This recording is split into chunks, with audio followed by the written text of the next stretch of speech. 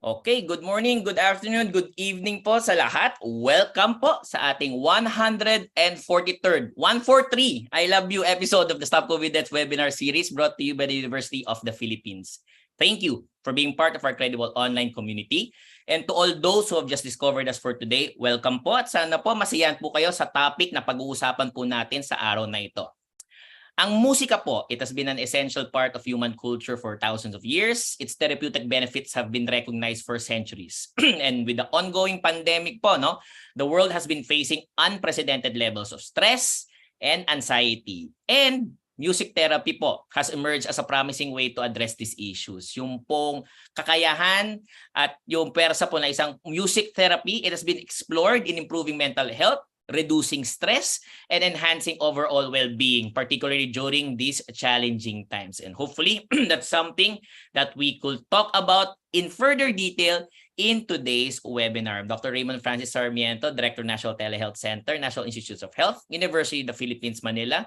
Always a pleasure to be with all of you during our regular Fridays. At this point, I usually get to introduce my partner, si Dr. Susie po. However, she is on a business trip this week. Instead, we'll be having a familiar face join us in the show. She is none other than the PGHS coordinator for training. Please welcome again to your screens, Dr. Dion Sakdalan. Dr. Dion?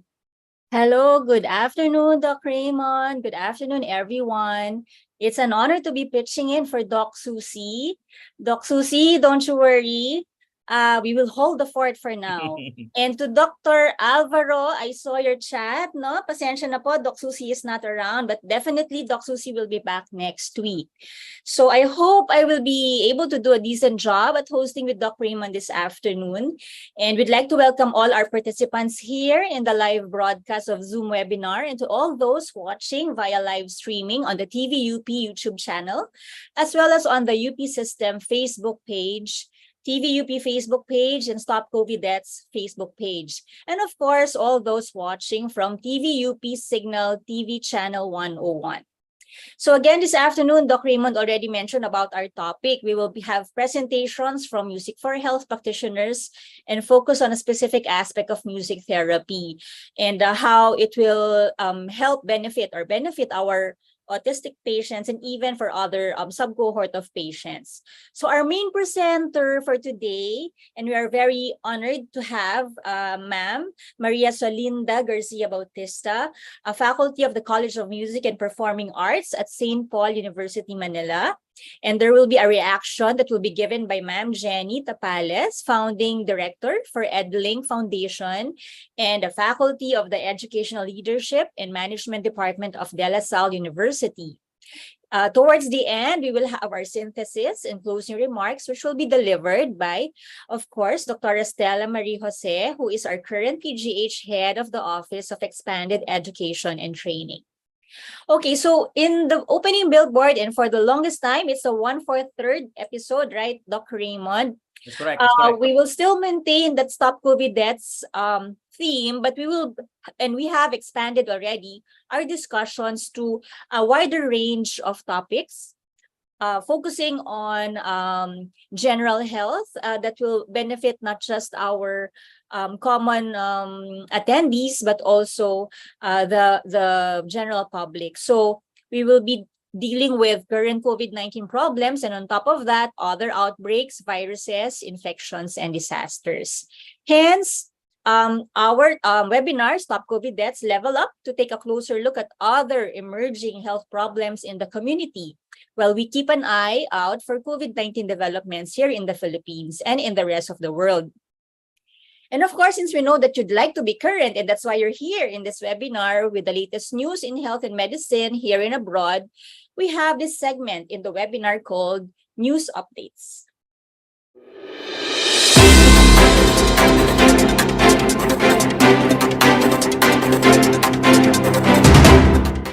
Okay, para po sa kauna-unahan po na our very first news update for today, we'd like to know the answer to the question, what do we know so far about COVID-19 variant po na Arcturus? So the XBB 1.16, it's XBB 1.16 po na subvariant of a fast-growing version of Omicron has been detected dito po sa Pilipinas ayon po sa Department of Health noong Tuesday. The country's first confirmed case of XBB 1.16 was detected in Western Visayas and the DOH provided no additional details naman po about the individual. Arcturus or XBB 1.16 has now been spotted in 33 countries, first detected in India and where it is believed to have fueled a recent surge in COVID-19 infections there. The World Health Organization has elevated XBB 1.16 as a variant of interest as of last week. So ang katanungan po, no, ano pong kakayahan po nating malaman at kailangan gawin? Then the DOH reminded the public to continue practicing minimum public health standards such as wearing of masks. Kung kayo po ay may sakit, wag na po kayong pumasok, isolate yourself, ensure good airflow especially when mobile in public places, and get vaccinated and boosted po. That's my news for today. Dr. Dion, what about you? Okay, for the second news for today, we will tackle and talk about the deep concern of the United Nations over the decline in childhood vaccination. So the United Nations said public perception of the importance of childhood vaccines has declined across Europe and Central Asia since the onset of the COVID-19 pandemic. So they have a report by UNICEF, and they said the confidence declined over the last 30 years, particularly during the COVID pandemic. So in this report, they included around 29 countries in Europe and Central Asia, and they featured in the analysis that the perception of the importance of vaccines for children has declined for more than 10 percentage points. So malaki po iyon, ano? And it's important in pushing our mommies or mothers and even parents to bring our children to the hospital or even to the healthcare centers for vaccination. So they said that people under 35 and women were most likely to have reported less confidence in childhood vaccines. And because they found that decline of these perception or confidence may be rooted because during the COVID pandemic, there was deprioritization of such services for the community. So UNICEF is urging government to double their commitment to increase the financing for immunization. They also call on government to identify specific groups of children, especially those who missed the vaccinations during the COVID pandemic.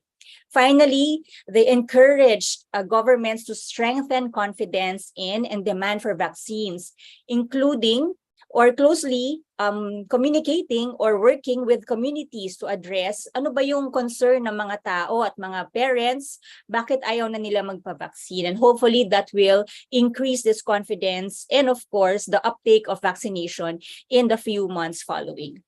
So that's it for our news update.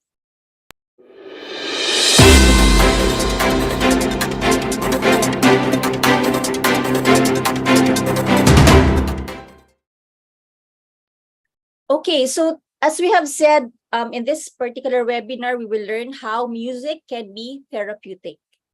And as we have done in the past, we ask people in the street on their perception about this topic.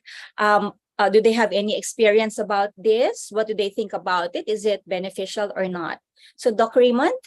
Thank you, Dr. Dion. So that just to set our discussion into context po, no? The TVUP team, week in, week out, kaya maraming salamat po, produce this very short video wherein we ask common folks on the street questions po pertinent to the webinar. For this week's webinar, we asked them, may kilala po ba kayong special child? Paano po siya nakapag-cope nung kasagsagan ng COVID pandemic? At paano po nakatulong sa buhay ninyo ang musika nitong COVID pandemic? Please watch this. May kakilala akong special child. We have two special children in the family. Yung second child ko, tsaka yung third. I do know a lot of students that I don't consider as clients but rather people whom I help. So yes po, may kilala po akong special child. Yung sister po ng best friend ko is a special child. Kasi during the pandemic din, nanganak ako ulit ng fourth child ko. Yun yung parang naging coping mechanism. Kasi meron siyang little brother na nakakasama niya. So during the pandemic, nag-limit sila ng interactions with outside with the outside world. So, parang nakat ata yung pagpunta ng teacher doon sa kanila. So, the family now had to deal with the tantrums that the sister would throw because she misses her teacher. She got attached now with the teacher. Highlighting on the concept, the experiences of students with special needs, including those with mental disorders and those with autism spectrum. Malaking tulong ng music. Especially for me, that I am a choir member. Siyempre, during the pandemic, shutdown lahat, di ba? So, hanapin mo. And good thing na umusbong yung mga virtual concerts, ganyan. These kids experienced maladjustments, as well as on the other hand, some kids were able to find their strength, and we should not invalidate that because some kids discovered their potentials during that time. What the family did was they switched to Zoom online sessions with the teacher, which somehow helped my best friend's sister. Music therapy is talagang malaking tulong kasi napapakalma yung bata kapag may music. Sometimes they do like listening sessions together, like music. They'd sing together or even dance together, which also it helped them regulate, not really regulate, but it lessened the tantrums that the sister would throw. Hahabaan yung patients. Ano nga sila special. So they need special attention, special care. Ikaw yung iintindi dun sa kakulangan ng anak. They are also influenced, and I think the lockdown really was a period wherein there's a highlight to this paradigm shift that we call when it comes now to mental health. In that sense, I can see how music would help their family, especially I think even for me as a regular person. So of course, like everybody gets their bouts of anxiety. It helps me calm down as well. Mas maganda na yung gano'n na yung mga magpapatugtog ka ng music kasi it calms them. Pag halimbawa, uneasy na sila. Pero napansin ko, when there's music, napapakalma sila. Okay, wow. Thank you so much, TVUP. Sobrang no? Something to make us maybe more self-aware, at least, nung mga ganun pong nangyayari sa atin, and how music really has been instrumental for us in coping during the COVID pandemic, no, Dr. Dion? Yes, ang galing. Very good. Thank you very much again, TVUP. Week in and week out, no? We thank you for all your efforts in putting together all these videos from our common people in the street. And it's really I'm excited to hear what the professionals say about music therapy, because of course in our own special nooks in our community, we know that music can be helpful, in whatever aspect of life we are or whatever stage of whatever challenge we have. But now we invited very able speakers, professionals with a lot of experience on how they use music to help kids and even adults deal with whatever stress that they are in, or particularly as a therapy for a particular condition. So thank you again, TVUP. I think we have to proceed now, Doc Raymond. Just a little bit of housekeeping lang, okay.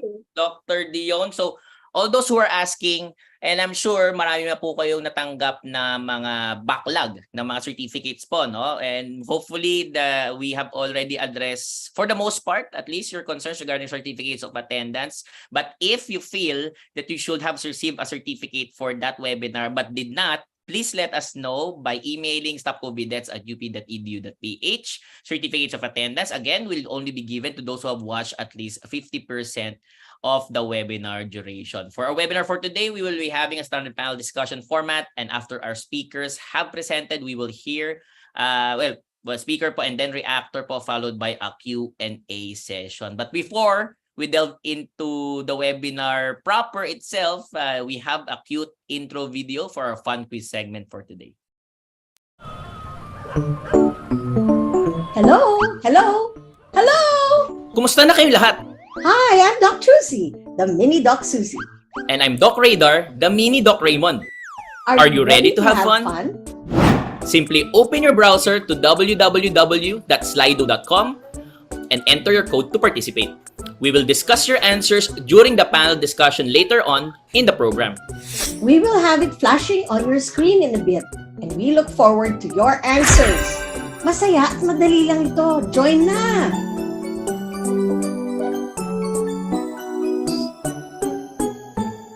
Next week, mag-iiba na yan. Dr. Ang D, cute. no? Easter.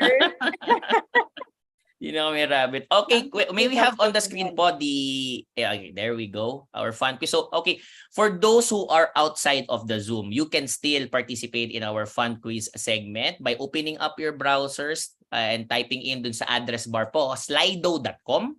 And when you are prompted, you enter the code 6510096. That's 6510096 for you to be able to participate in our fun quiz segment. We have two questions for today. The very first question that we have, and this is the one that you're seeing on the screen, which of the following by itself is considered music therapy? Alin po sa mga ito? Is it A, playing background music for patients in a hospital? Is it B, listening to piano playing at the hospital lobby? Letter C, playing guitar for seniors in a dementia care facility? D, choir singing at a pediatric hospital ward? E, all of the above, or F, none of the above. Medyo hinirapan po namin, nilagyan po namin ng none of the above for today's webinar. We'd like to greet those who are watching us. Thank you po sa mga nagsasabi po sa atin. All the way from Magdalo, Kawit, Cavite, from the higher education institution. From St. Louis University Sacred Heart Medical Center in Baguio City in Baguio, from the Pitan City in Zamboanga Peninsula, specifically the Dr. Jose Rizal Memorial Hospital, from the Good Samaritan Medical Center in Cabanatuan City in Cabanatuan, from Vegan Ilocos po, nanonood po sa atin. Maraming salamat po sa inyong lahat. Obviously, there are those who are joining us from the University of Santo Tomas din po, no? Maraming salamat. From Pampanga, mga nanonood din po from Pampanga. From internationally, we're seeing it right now from UP Los Baños, from RPHS Annex 1 in Antipolo City in Rizal. Thank you po. From Deca Homes, Loma de Gato, Marilao, Bulacan. Maraming salamat. From Bataan, obviously, from Diliman, Quezon City, from Morong Rizal, mga nanonood din po. Maraming salamat po sa inyong lahat. For question number 2 reads, what was the general effect of the pandemic on special children? Is it A, regression of skills? Is it B, maintenance or na-maintain po yung skills? Is it C, improvement in skills? Or is it D, depends on available interventions? We'd like to greet those who are watching us all the way from, ito po, nakita niyo po, all the way from Bangkok, Thailand. Kopun Kap sa panonood po. From Lunichi Ali University of Blida 2 in Blida, Algeria. From Chonin Hospital in Taipei City in Taiwan. From Island Hospital in Pulau Penang, Malaysia. From the University of Hail in Hail, Kingdom of Saudi Arabia. Those from watching us from Vinmec International Hospital in Phuoc City in Vietnam. Please put in po kung saan po kayo nanonood in the chat box. We'll be able to greet you later on in the show as we move on to our webinar proper. Dr. Dion? Okay. So from Bataan to Algeria and Vietnam, it's really gone viral, and we are now excited to hear our speakers for this particular webinar. Hindi na po natin papatagalin. Ang ating suspension ay sobra-sobra na. So we'd like to call in our main presenter, who is a music for health practitioner. She's a faculty in the College of Music and Performing Arts of the St. Paul University, Manila. Please welcome our attendees. Please welcome Dr. or Miss Maria Solinda Garcia Bautista. Good afternoon, Ma'am Sol. Good afternoon, Ma'am Sol. Hello, good afternoon, Dr. Raymond. Good afternoon, Dr. Dion, and everybody here in this webinar with us. Thank you so much. Thank you, ma'am. Go ahead and share your screen, Ma'am Sol. Okay, yeah, but before I share my screen, thank you, Ano. I only met you this week, no, but it feels like I'm already, because I'd like to thank Dr. Stella, who's Yes, invited me to do this together with Jenny Tapales. So it'll be a very nice afternoon, hopefully, that we can share with you what we can share about this topic, this very interesting topic. We're And very excited, Mama. Yeah, and while I'm And- sharing my screen, let me see. I have Go one ahead question po. right away to everybody. Now, does music boost the immune system of our body? Can it help soothe? Can it help vent out emotions? Can it bring back memories? Can it bring you into the moment? And does it help validate how we feel? Please type away on the chat bar while I proceed with whatever's next, no? We'd love to hear from you. So yes, TVUP, maraming salamat kay Director Grace of TVUP and your team. Dr. Raymond, did you know my student ID decades ago in UP started with 143? So this... Oh, that's nice. So it's a sign that, this was perfect timing just to meet all of you.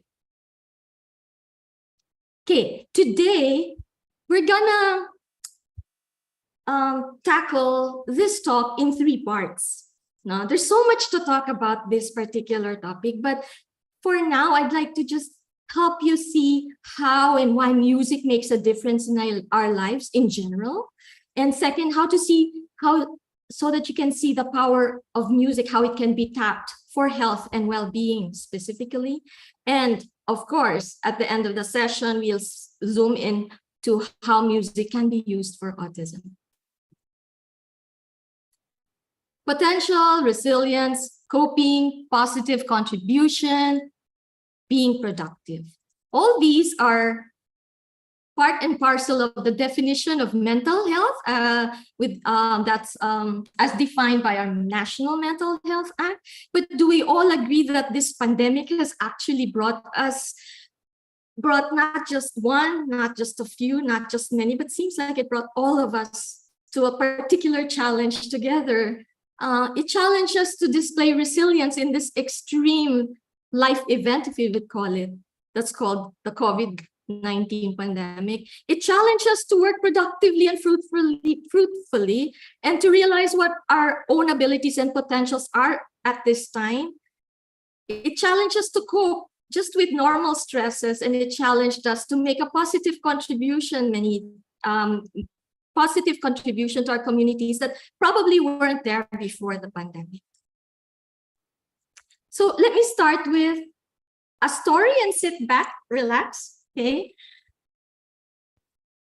There was this man who got into a bad mountain climbing accident, and he tore off the quadriceps of his left leg, or the tendon of his left leg. But he was all by himself at the top of the mountain, and he had to discover a way to get down the mountain by himself. And you know what? He did figure out a way. He fell into a rhythm through a rowing song, a boatman's rowing song, in fact, and making a strong heave on each beat. He managed to row himself down the mountain with music. Now, without this synchronization of music and movement, he would not have been able to come down from that mountain. No way. Now, this man was a neurologist, the famous author of Musicophilia. He worked closely with music therapists through many decades of his life. And in that book, he documented the many stories of how the powers of music can actually be used or the powers of music have touched the lives of people, his patients, even musicians, and even everyday people in our lives. No? So I'd like to stop at this point in time and say thank you, please. Thank you so much for the video that you had constructed, the TVUP that you had constructed in just a few days, and everybody who contributed to that video. Thank you for your input. Nakaka-inspire. And I hope we get to inspire you too with this offering that we have. Okay, so I understand that I may not just be talking to doctors, no, here, or the medical profession, but anyone who's come across this webinar through UP or through any other way. And I'm sure many of us have the notion of, are we left-brained or right-brained, right? Left brain lining up with more aligned with thinking in words, mathematics, logic, and those who are right-brained, which we link up to the arts. So my crossover life actually is something I need to take note here, because for you to understand that I am new in my profession. I was very old in my corporate, 28-year corporate profession, but now here I am harnessing music to help other people solve their challenges. Using music this time, not technology. So I just want to share as much as I can with you. And the topic for today is something that's flexible and innovative. It's non-invasive, non-threatening, and it's low risk most of the time, and economically viable most of the time. So of course, we're talking about music for health and well-being. I invite you all to see this list of things. Have you done any of these during the COVID-19 pandemic?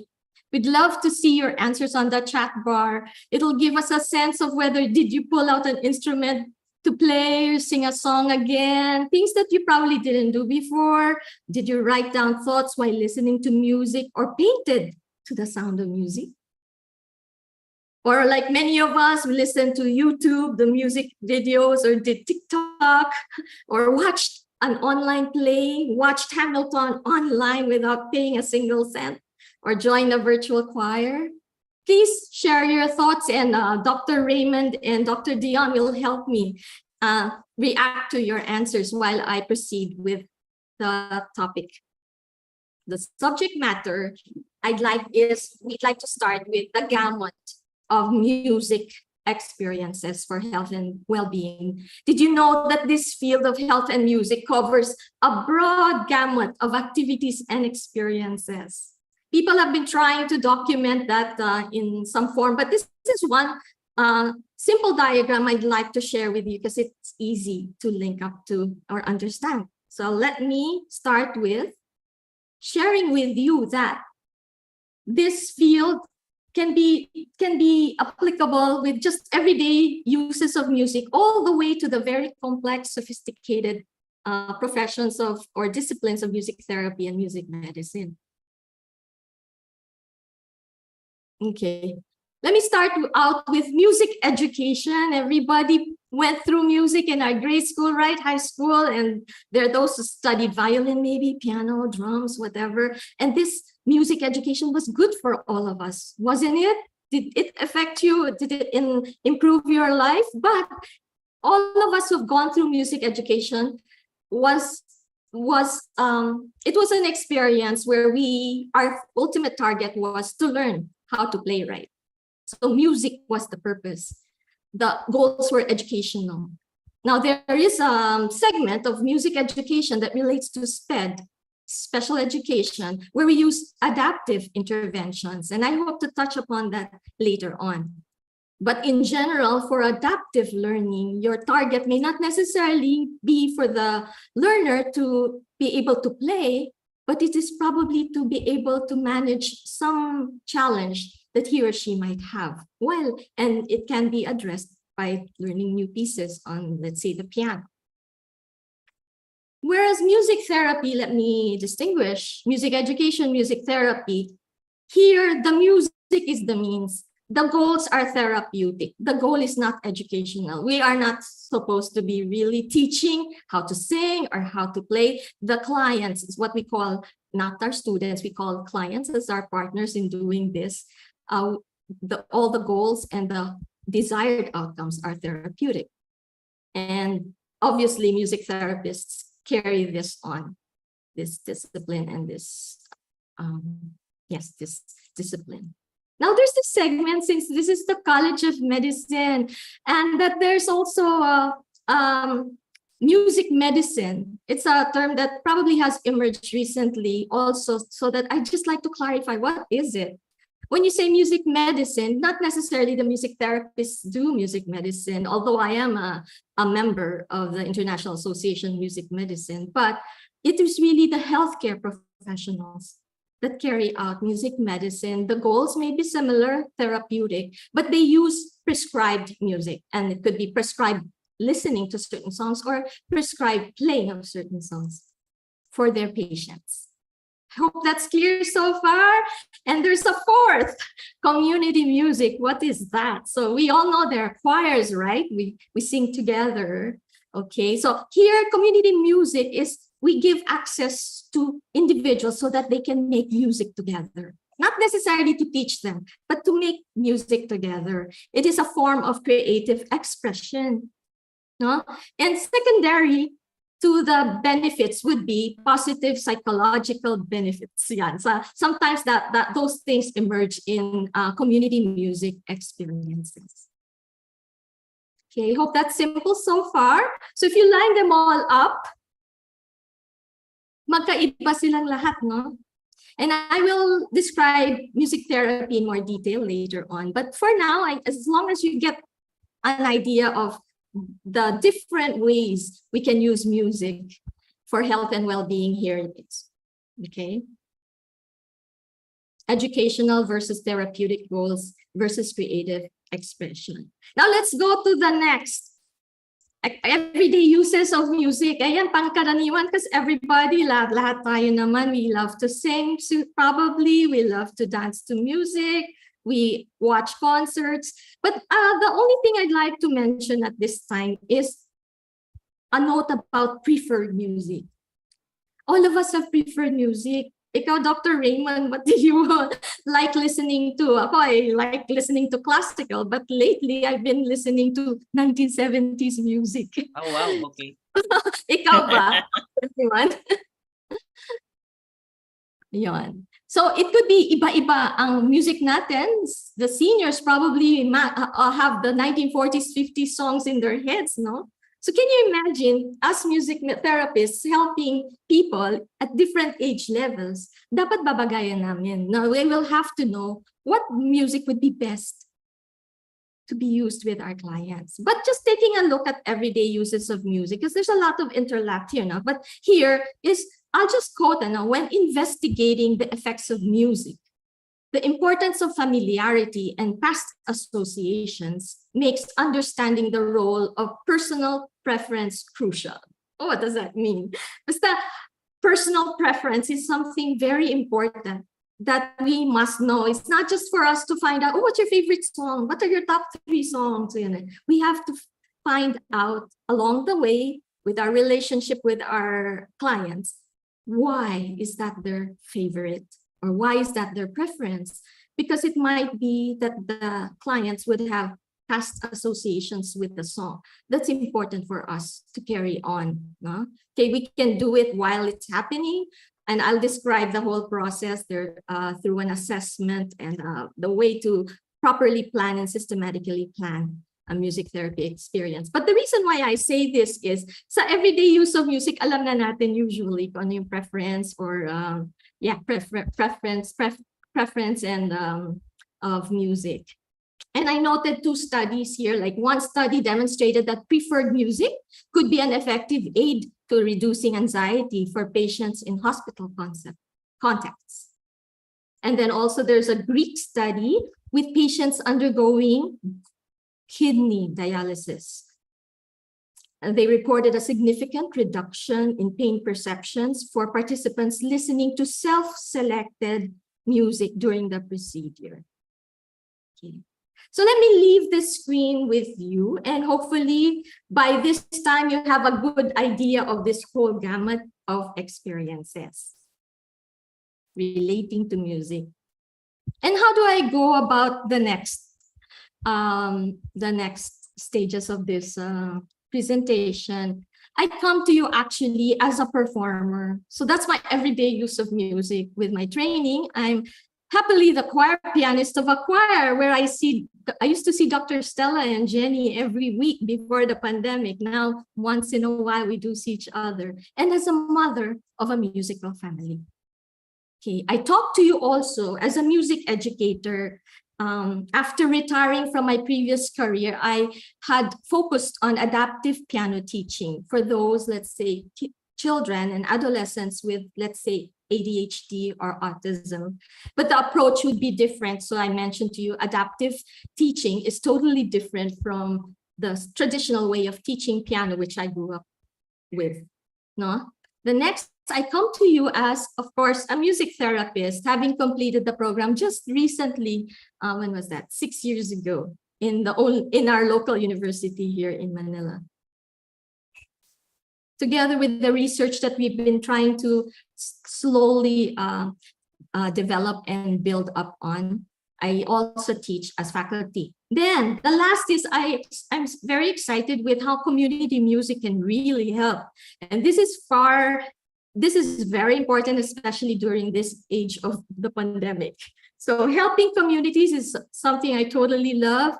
Helping schools, helping organizations. This was a group of 150 doctors for a Unilab convention. And helping corporate clients, which I'm very comfortable with. Okay, so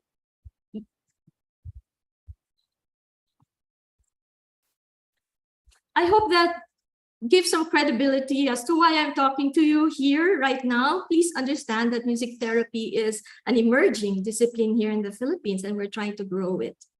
And let me step back to the presentation, because music can be viewed as experiences in a therapeutic context that can provide health promoting potential and qualities. There are 4 levels. I just want to put this out there because I'm going very simplified after this.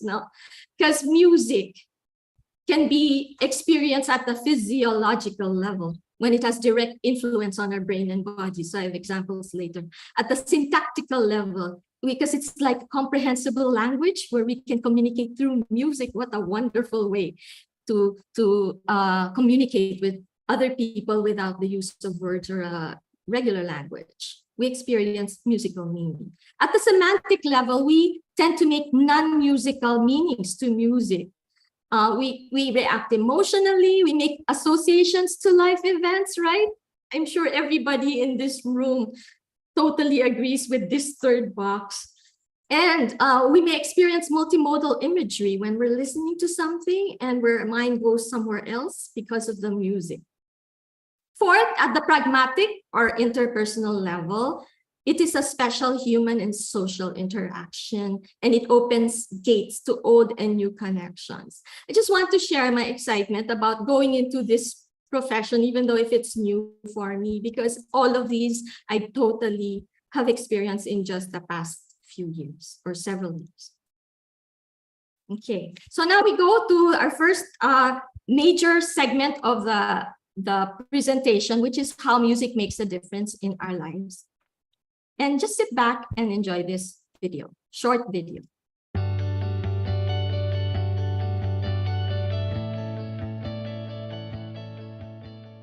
Let's talk about how music can help us unplug from the deadlines we have, the worries around us, and the fear of uncertainty.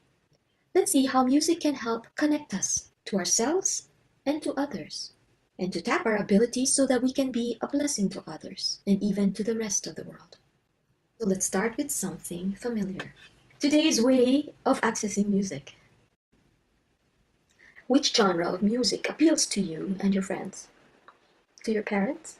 To your grandparents? The beauty of this wide range of music genres is that despite the current pandemic we face, we are still able to listen to our favorite music. Here's Paul McCartney of the Beatles. In 1988, he made this documentary. Music can heal. It can do more than just ease the pain. It can throw a lifeline to kids who can't be reached in any other way. That's the power of music.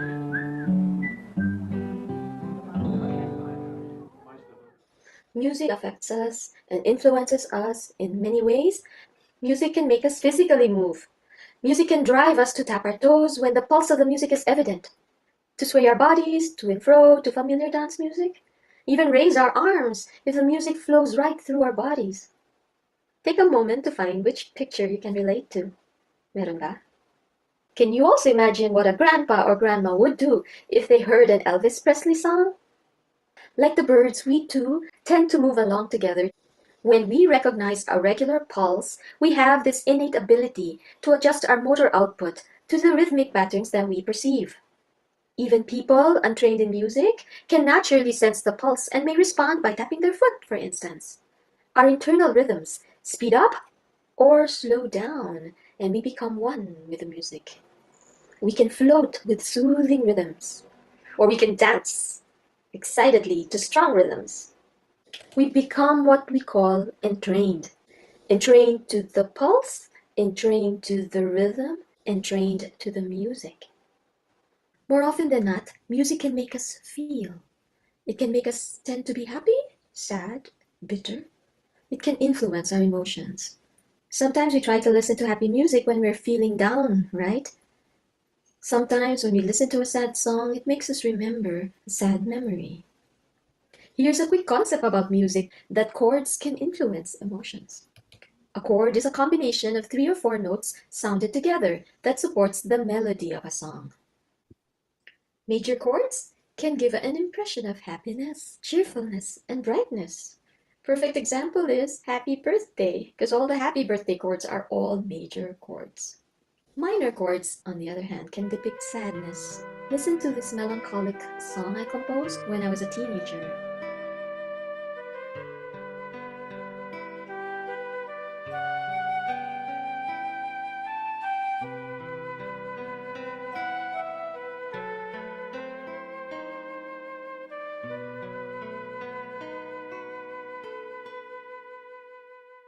Diminished chords can depict fear, shock, or suspense. And I share with you a song I played when I was 21. Later on in life, this song made me remember the havoc wreaked by Typhoon Ondoy.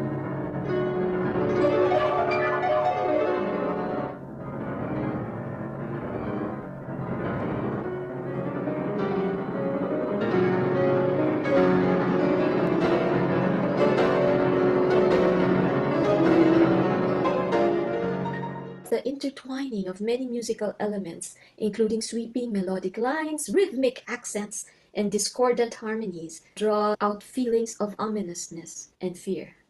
Musical experiences may not necessarily have to bring you always to peak experiences.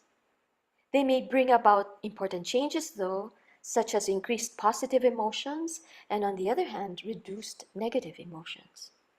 Music's structural features, emotional quality, and arousal properties have been linked to effects that music has on us as human beings. For instance, scientific research has shown that music releases a range of neurochemicals in our brains, such as dopamine, serotonin, and oxytocin, that can play an important role in changing our moods. Music makes us think. Music is not only able to affect people's moods, music can even change the way we perceive the world. Oftentimes, when we listen to a song, the lyrics can touch us in a certain way. Even music without lyrics can make us ponder. Researchers have considered music's ability to conjure up specific patterns of thought and specific mental states. Music makes us connect. When we enter a club or a pop concert, we find ourselves immediately dancing to the same beat, not necessarily dancing the same way though, but moving along to the same beat.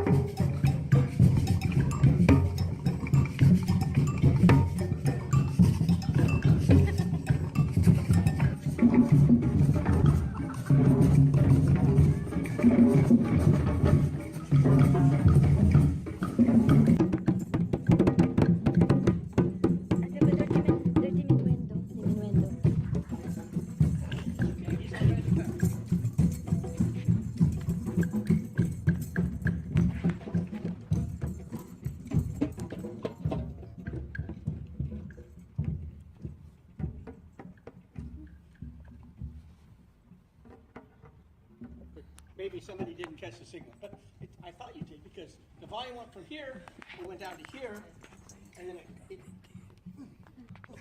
wouldn't go any further and started going, what in the heck? Okay. All right.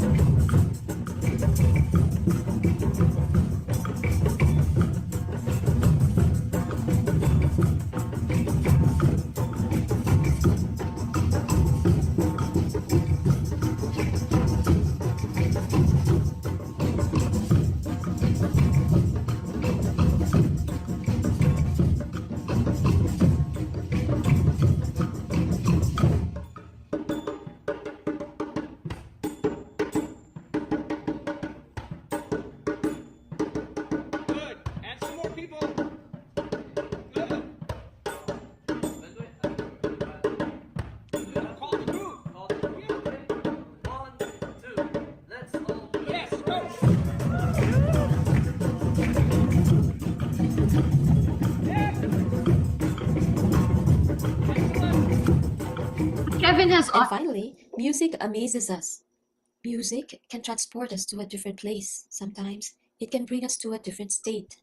Benjamin Zander, Boston Philharmonic conductor, shared his thoughts about delivering performances. He says, "You have this sense that people come out of these concerts with a different feeling about life, with a different perspective, with a different sense of being." Music can bring about peak experiences, transcendent moments of pure joy and elation. It can give a sense of awe, wonder, and amazement. Does this remind you of the top level of Maslow's hierarchy of needs? Remember self-actualization? Peak experiences can oftentimes happen to musical performers, and I bear witness to that, as you can imagine on this picture of me after a performance. It can also happen in music therapy. Peak experiences can result from therapeutic songwriting, which can bring about increased personal awareness and can alter the perception of time.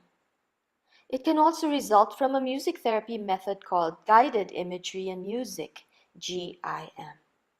I understand from level 1 GIM training that I took in the States that Maslow, before his death, was pleased to hear that Helen Bunny, who developed the GIM approach to music therapy, had uncovered that directing and structuring a musical experience can contribute towards a peak experience and provide a sense of timelessness. Daniel Levitin, an acclaimed neuroscientist and musician who has done research in this field, says there's no one piece of music that will do the same thing for everyone. Now, even though we know that slow music and long drawn-out notes tend to be calming, while chaotic music tends to have the opposite effect, Levitin says that all this is subjective. The way you feel about a song may be entirely different from the way your classmate or your friend may feel about it. You may have different reactions, and you can have different takeaways from the same experience. Secondly, the famous neurologist and author Oliver Sacks states that music calls to both parts of our nature. It is essentially emotional, as it is essentially intellectual. Depending on the music we encounter, on our mood and our circumstances, we may lean to one side or the other. All the seemingly random stories I shared actually map out to each of the 5 ways of how music can inspire people to move, to feel, to think, to be connected, and to be amazed. So before we move on to part 2 of this talk, I'd like you to take a breather for a few minutes. Reflect on whether you remember any time in the past when you noticed music that has affected or influenced you, or the people around you. Allow yourself to take a deep breath and find just one example.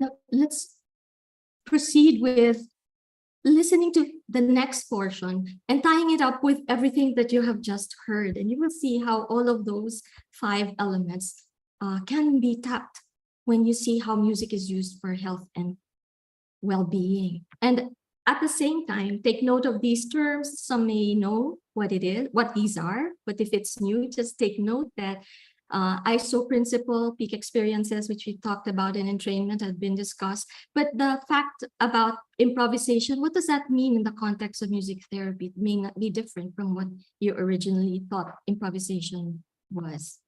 Okay, so let's go to the next video. Coming from discussing the myriad ways that music affects us, let's move on to finding out how this power of music can open the doors to better health and well-being. To explore deeper connections between music and health, let's consider a field called music therapy. This field focuses on using music to improve health outcomes across a wide range of dimensions in health and well-being. Let's go back to this 1988 documentary made by Paul McCartney and see how he explores understanding what music therapy can do to kids who cannot be reached in any other way.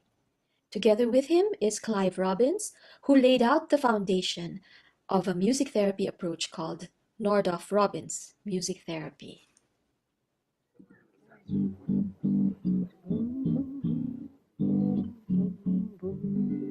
For about 10 years now, like a lot of people in the music business, I've been supporting a charity that helps kids with problems.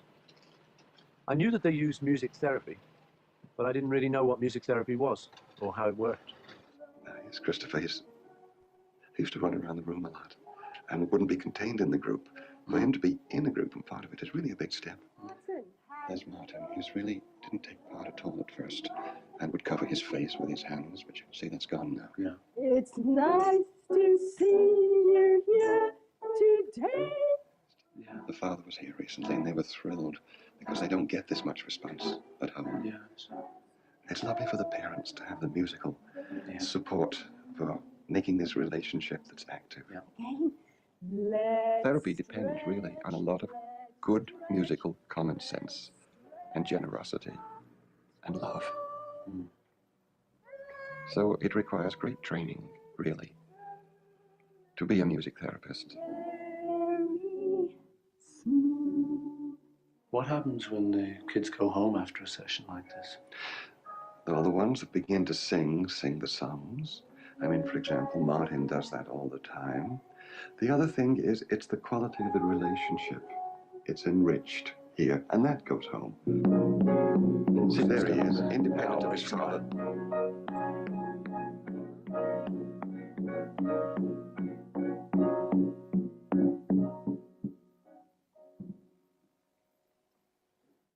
Let's dig a little deeper into the whats, the wheres, the whys, and hows of music therapy.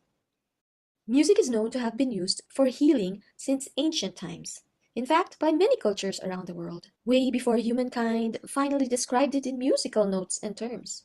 There were Greek physicians who used flutes and lyres to heal their patients. Egypt had its ancient chants, Tibet their gongs, and it is said that Aboriginal people of Australia used sound to even heal broken bones, muscle tears, and many illnesses with their didgeridoos. In the late 18th century came out the very first documented studies on music therapy. But it was only in the 20th century, during the World War, that people experienced what healing could be through music. Musicians came to help wounded soldiers recover. Out of that experience came the need or the suggestion by doctors for musicians to be trained so that they could further explore this great possibility of healing through music. And thus came out the very first education programs of music therapy, followed by research. So yes, it was established in the 1900s, and to this day it continues to rapidly evolve. In the Philippines, St. Paul University, Manila established the very first music therapy education program in the country, and the first graduates have produced their researches and are entering the clinical practice arena. Music therapy is the intentional use of music. Simply listening to music or singing or playing an instrument by itself does not constitute music therapy. It is regarded as a discipline, as an established health profession, a clinical practice, an art, and a science used in the context of humanity. Its primary intention is to optimize the health of clients, by enhancing physical, emotional, intellectual, and social functioning, and also promoting processes of normal development and self actualization. It is this optimization of the health of clients that is the overarching intent of music therapy. And clients could be individuals, families, groups, and communities. A professional music therapist comes in and intentionally uses music and the many facets of music therapy experiences to achieve this intent. Many people have this notion that clients need to be musical in order to undergo music therapy. Well, this isn't true. Instead, music is used as a tool to bring about music experiences for them. Let me share an experience where music was used as a tool to promote change for a little boy who was having trouble one afternoon. 4 out of 5 kids were seated for their very first music therapy session with me. The fifth was somewhere else in the room, on the floor, having a tantrum. What I did was to immediately get a shaker and move towards him. I knelt down beside him, close enough for him to at least notice I was there, and I started playing the shaker. And I started inventing a song right there and then. I plugged in words, any set of words I could think of at that moment, just to encourage him to come and join the rest of his classmates who were waiting for him. It didn't take long. Immediately, at the sound of the shaker and my song, he stood up, wiped his tears, and came over and sat down and was super compliant and enjoyed his very first session along with his other classmate. A transformation in the social affect of the child through a music therapy intervention. Another example is an 8-year-old boy with cerebral palsy who could barely see. He had no reaction to the very first time he sat in the circle. He just sat in his wheelchair with no signs that he was hearing the music around him. This happened for many times over and over, but by the 8th music therapy session, as I moved along the circle towards him, closer and closer to him, he started reacting, especially when I was like 2 kids away from him, and finally, 1 kid away from him, he excitedly shook his body as if he was really anticipating that the sound was coming closer and closer to him. And so, me too, I got excited and gave him, for the very first time, the shaker and put it on his hand, and I started shaking the shaker with a song. And that was a beautiful moment when he was grinning from ear to ear. His very first recognition of the sound of a shaker and his very first tactile experience of holding a shaker in his hand and getting the sensation of it while it was moving in his hand. It was a physical transformation. The little boy exhibited that he could hear the sound of the shaker. That was the start also of when we commenced work with his motor movement. Music therapists are not performing artists. Although they should be adept in the rules of music, what they listen to more are the psychological processes of the clients sounded in music. Music therapy is used in a wide range of populations across many different contexts, like schools for developmental needs of children, hospitals for supplementing pain reduction and relieving fear and anxiety because of procedures, long-term care facilities to improve quality of life of the people there, and also psychiatric facilities to induce positive change in emotional states. It has been found out that music therapy significantly reduces symptoms of grief. It can provide positive coping skills and convey emotional support. Research shows that music therapy can reduce adolescent aggression by providing a positive and socially acceptable channel that releases anxieties and fears and transforms frustration and anger into self-expression, creativity, and self-confidence. Music therapy can also be utilized for those requiring pediatric and adult medical care, and even for brain injuries from accidents. One of my mentors, Christine Stevens, has incredible stories of having used clinical drumming, even in war-torn regions, for conflict resolution. She also has this remarkable encounter in the course of helping an elderly man with dementia through music therapy in a nursing home. This client of hers would not speak, nor notice that his daughter would be there. Well, one day, in the presence of his daughter, Christine used a song with her client. It was an American tune, My Bunny Lies Over the Ocean. And you know what? He started to sing along. And the daughter burst into tears, not just because she finally heard the voice of her father again, but primarily because her name was Bonnie. Incredible, right? Here's an example of an opportunity where a music therapy intervention influenced a change during one of my internship sessions with a mixed group of kids with autism and Down syndrome. We were, at one point in time, drumming to a song, and each of the kids who had autism had already gotten their turn and were happy about singing along.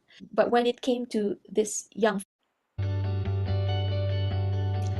gotten their turn and were happy about singing along.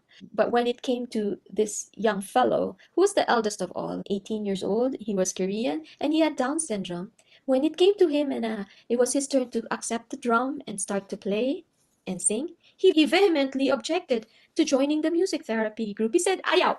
He said, ayaw. That was the only word he could actually speak, and it was in Tagalog. So what I immediately did was I changed the beat. I changed the melody. I even changed the lyrics of the song. And suddenly he grabbed the drum from me and he played along ecstatically. I stepped away and got drums for everybody and tambourines for everybody so that they could celebrate that moment with this young fellow. And there they were, singing along a new song with invented lyrics. That was an emotional transformation. Why does music therapy work? Music therapy is a bridge. People can relate to music, so it is perceived as a positive and non-threatening form of therapy because it provides a familiar, safe, and non-confrontative means of expression. Number two, music also opens lines of communication between the clients and the therapists. And this is essential to facilitating so that real progress and change can happen. Third, music helps regulate emotions. This is beneficial because teenagers go through a developmental period that can be characterized by heightened emotions. Quoting again Daniel Levitin, who is a neuroscientist and musician, he said, songs we select can modulate our heart rates and the activity of our brain's neural networks. Thus, it's very important to distinguish that music can stimulate brain structures and neurochemicals associated with positive mood, attention, and memory. But on the other hand, if wrong music is chosen for a client, stressful responses can be triggered. For kids with autism and ADHD, music therapy provides structural reality, order, and predictability, and encourages attention, focus, and cooperation. These are what these kids need. With this, they are able to learn more, absorb more, connect more, and progress more. Children or individuals with cancer, for instance, can benefit from music therapy because music therapy enhances their environment for client-centered care. Fourth, for people with dementia, music therapy is an excellent way to help integrate associations, emotions, and memories. For Parkinson's, music therapy can provide ways to help clients socially interact with others. That's Hardy and Lagasse in 2013 documented research about rhythmic movement as a therapeutic element for treating individuals with autism, helping them to demonstrate their full potential. Let's look into 3 elements of rhythm and see why it helps humankind in different and extraordinary ways: pulse, chunking, and rhythmic phrasing. Pulse is a steady recurrence of tension and release, whether fast or slow. Boom, boom, boom, boom, release, boom, boom, boom. And every repeating beat psychologically provides a re-establishment of attention. Small chunks of information are more easily understood by humans compared to large chunks. And one beauty of rhythm is that it helps the brain break things into pieces that are easier to analyze. Perfect for individuals with autism. Rhythmic phrasing, on the other hand, makes it possible to organize perception. When you hear a pattern of notes, these are grouped by the brain, and the brain gets prepared to perceive what is next, bringing you to be attracted, to listen, and be engaged. I invite you to look out for pulse, chunking, and rhythmic phrasing in this drumming interaction of my children with Dr. Jane Bentley, who is from Scotland and highlighted the effects of group music making on human well-being.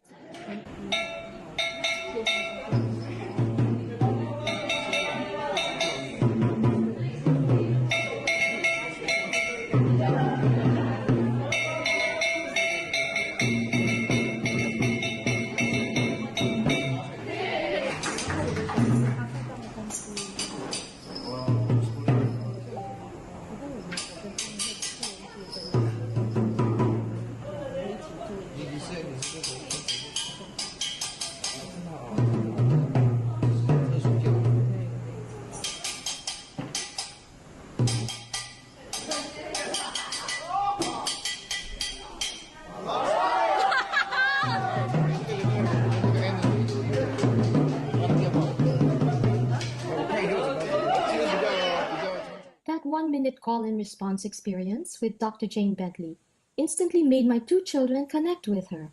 The interaction is not only memorable, but it helps reveal how my son's mind works, the rhythms in his thoughts, and how Dr. Jane's experience and flexibility allowed a remarkable back and forth communication experience. How is music therapy carried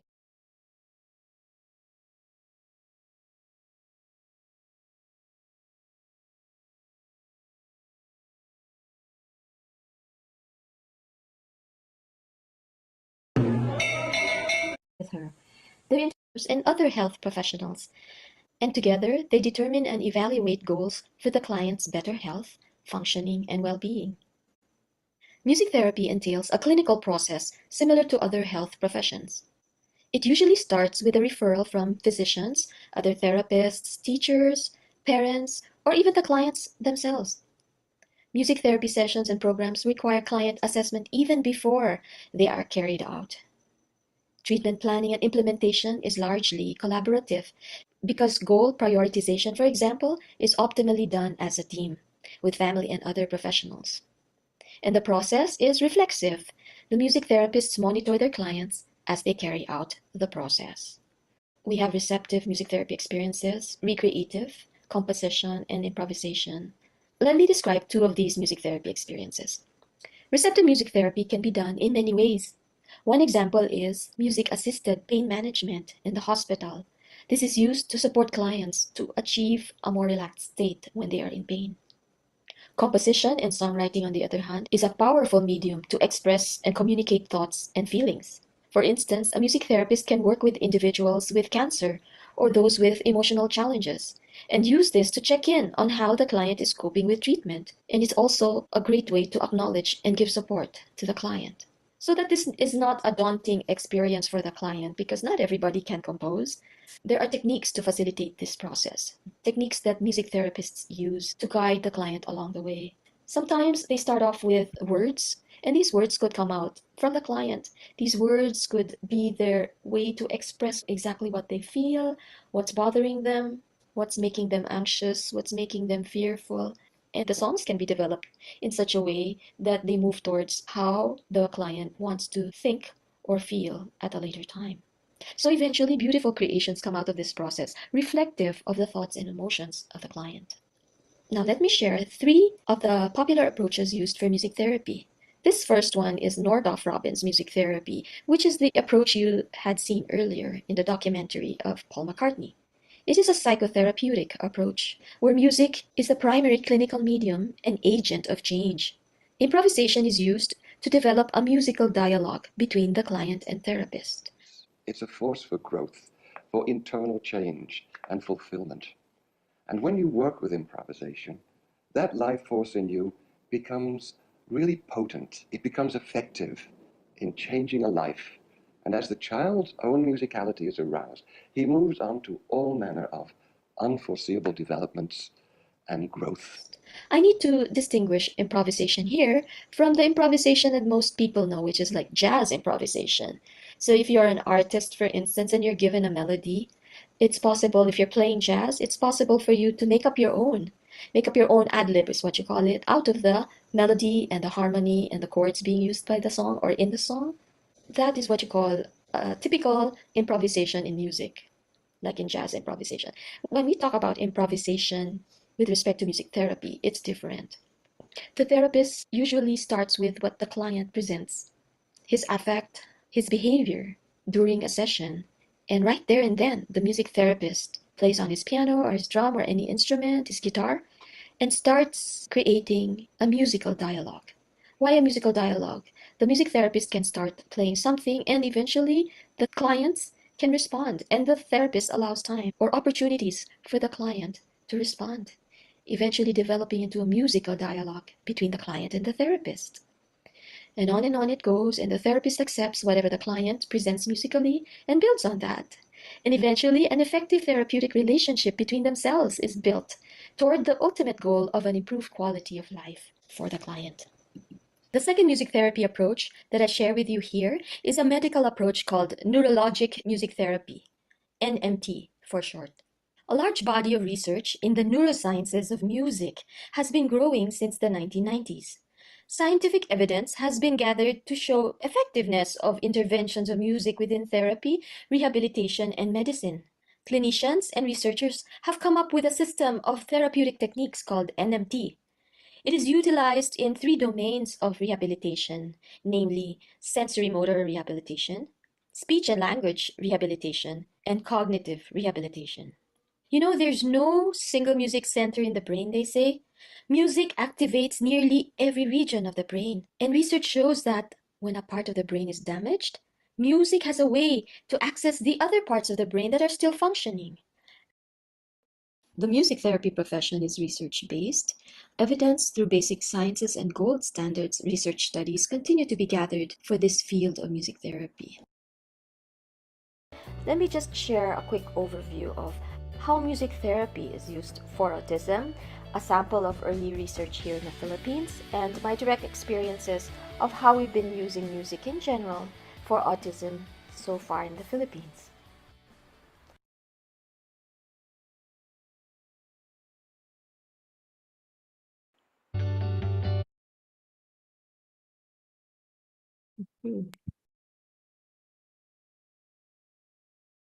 Hang on for the last part of our session or this talk. And this relates to how music is used for autism. Huh? So apologies if the sound didn't come through very well for the music, but we'll try for the next ones to improve that. Okay. So going to the last portion. Okay. For all of you who deal with, okay, let me see.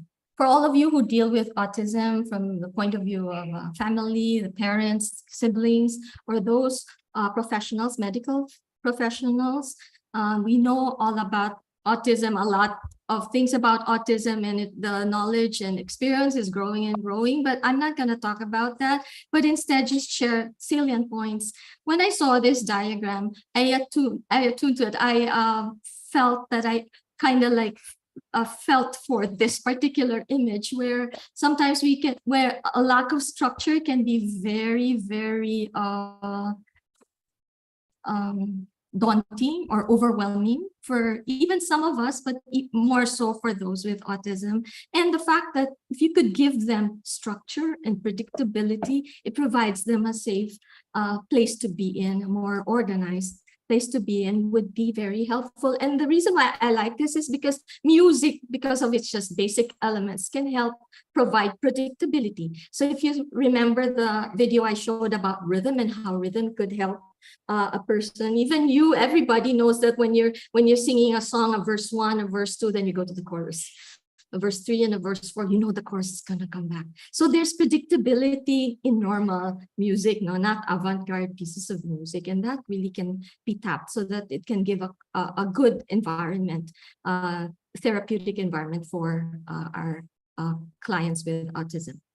Okay, just a quick note about a sample research that talks about autism. Well, first of all, Dr. Petra Kearns is a well-respected music therapy practitioner, consultant, educator, whose clinical and research focus is on young children with ASD. And we've learned a lot from her based on her books and her researches. And she emphasizes that evidence-based practice is the practitioner's foundation for providing effective interventions to young children on the spectrum and their families. Okay. And I quote there's one meta-analysis with a medium-large overall effect size that indicated that music therapy is a very effective intervention for improving 4 skill areas in young children with ASD. And amongst the 4 were communication skills, interpersonal skills, play skills, and personal responsibility skills, quoting from Whipple's meta-analysis. Now, I talk here for this slide, I'd like to just touch base with the medical professionals and the allied professionals, because knowing this fact might help you, because in music therapy, we can actually carry out music therapy in many ways. One could be we could be an equal partner to medical treatment, or we can be the primary intervention for a particular medical condition, or we can be supportive to the medical treatment. Various combinations possible depending on the client's situation and environment. And nice thing about music therapy is being able to tap into typical interventions that are proven that work with autism populations. These are behavioral interventions, ABA, DIR, floor time, communication methods, AAC Teach. We fold in a lot of the principles here into our sessions, or we work with SPED educators or the doctors in delivering music therapy intervention programs. Now, for music therapy for autism, we can tap all the four possible music experiences: receptive, improvisational, recreative, compositional, some of which I described earlier. But traditionally, the domains largely targeted for autism or by music therapy for ASD revolve around social interaction, communication skills, and social emotional behaviors. But recently, there have been significant inroads made by NMT, neurologic music therapy, which I described earlier, to address motor and attention depth functions of ASD. So for those of you who are familiar with ASD, this is a serious area that also has to be addressed. So NMT addresses therapeutic, or it provides a therapeutic use of music therapy to sensory, speech and language, cognitive and motor dysfunctions after a neurologic event or diagnosis in this particular case. The other area worth noting is improvisational music therapy. So research has shown that musical and emotional support or attunement is an essential principle that's unique to persons with autism. And this can be brought about through improvisational music therapy. So Nordhoff-Robbins, the other kind of approach, found that this approach could actually nurture and challenge and support the music child. And in so doing, the child could develop beyond their condition. So these are goals that are normally addressed: engagement, reciprocity, communication, and even self-expression is very common. It's a common goal to address, and emotional release and social connection. Okay, so we have more, and there are many other processes and techniques and goals that can be addressed. And so this is another one that this is very common because it's easy to sing very familiar songs. Instrumental, play familiar songs, and adaptive music lessons, which I talked about earlier, can be targeted towards these goals of connecting with others or improving frustration tolerance. All these could be addressed, can be considered in addressing music therapy interventions for autism. So I quickly go to a sample local research naman on music therapy for autism, because I did the first one here when we were graduating from this course in St. Paul University. And let me show, I think this is a 2-minute video. It's very condensed, but you'll get an idea of the nature of autism research we've done for music therapy. Getting into the groove with a social thinking mindset.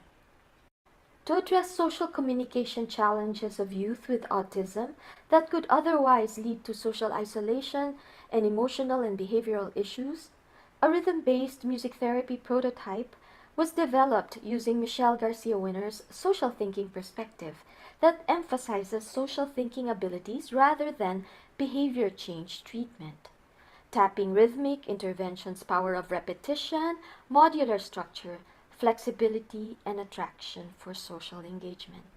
Rhythm-based music therapy interventions were mapped to the 4 steps of communication model of the social thinking framework, and implemented a learn, practice, reinforce style of social skills learning. A primarily qualitative, mixed methods, exploratory, and reflexive research used assessment frameworks for music therapy social skills and social thinking. An 18-intervention session program was provided to a non-probability, purposive sample of 8 youth with verbal capabilities average to high average intelligence levels, and lower end severity social communications from 2 Greater Manila schools in the Philippines. Data pointed to social behaviors positively moving from parallel or reciprocal to cooperative. Engagement from passive or receptive to collaborative. And social thinking skills from emerging awareness to solid understanding. With deliberate application of music therapy and non-music therapy techniques to solitary behavior, unsustained attention, long turns, bumping, grabbing, and rowdiness, participants exhibited prolonged attention and increasing group awareness, alongside other outcomes of creativity, humor, musicality, and leadership. The resultant blueprint can be used by music therapists and expanded with additional social thinking dimensions and client populations to provide solutions addressing social isolation, emotional, and behavioral challenges of those living with autism.